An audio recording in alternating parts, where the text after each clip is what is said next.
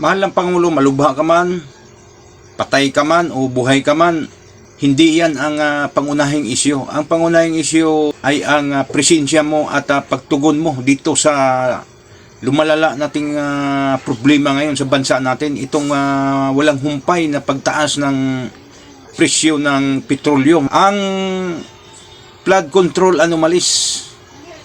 Itong dalawang pinaka mainam na bigyan mo ng solusyon.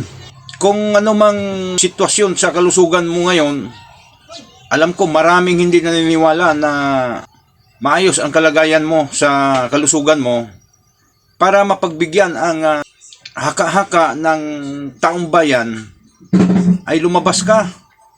Magpatawag ka ng press conference, open to the public. Ilantad mo, ilahad mo yung plano mo at solusyon hinggil dito sa lumalala nating problema. Huwag mong gawing palaisipan ang presensya mo sa taong bayan. Ang mandato mo ay solusyonan mo ang pangangailangan ng mamamayang Pilipino. Ano bang nagawa mo? Ano bang mga plano mo para masolusyonan itong lahat na pighati ngayon ng sambayan ng Pilipino? Huwag mo kaming dalhin kung saan-saan. Ang hinahanap ng taong bayan is yung presensya mo. Yung totoong ikaw. Magpatawag ka ng press conference dyan sa open to the public. Kasi mahirap nga naman na ang ang kampo mo panay issue ng fake news umano.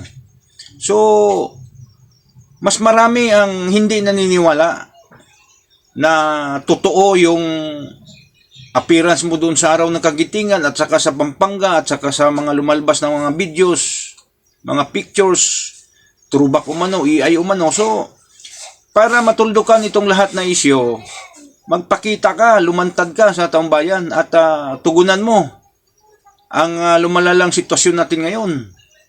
Ano bang ginagawa mo? Tuparin mo yung pangako mo nung nakalaang kampanya mo. Nung nagpapili ka pa bilang presidente. Tuparin mo lahat ng mga pinapangako mo. Hindi kay taguan mo kami. Ha? Mas maraming hindi naniniwala na totoo lahat yung mga lumalabas sa mainstream media, sa social media na buhay ka, malakas ka. So, tuldukan mo itong lahat. Ba't kayo nagtatago?